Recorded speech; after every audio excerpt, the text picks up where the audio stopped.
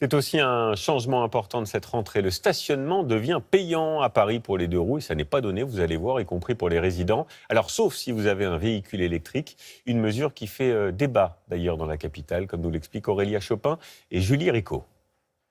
Ce jeudi de rentrée a un goût forcément amer pour eux. Difficile de croiser un motard parisien de bonne humeur ce matin. On a l'impression d'être suivi, d'être harcelé par la mairie, quoi. C'est horrible, horrible, horrible. C'est la merde parce qu'on est des vaches à lait. Hein.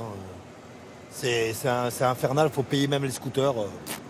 Payer pour garer sa moto ou son scooter thermique entre 2 et 3 euros de l'heure selon le quartier et un système d'inscription en ligne au préalable. Maintenant, je vais devoir calculer, de savoir combien de temps je vais rester là-bas, si je vais y aller éventuellement en métro, parce que ça coûte très cher en fait finalement, même si c'est divisé par 2 par rapport au prix de la voiture, ici c'est 2 euros de l'heure.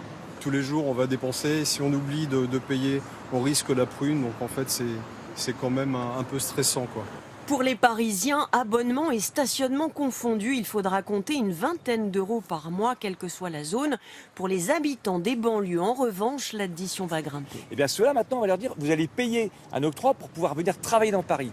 Et ça va faire beaucoup d'argent, ça va coûter beaucoup d'argent, parce que nous, on a calculé, ça va être environ 2 000 euros par an pour les gens qui n'ont pas d'abonnement, par exemple. Une mesure d'équité pour la mairie de Paris. Ces deux roues polluent, occupent l'espace public, comme les voitures, un avis partagé par des cyclistes ou des piétons croisés ce matin.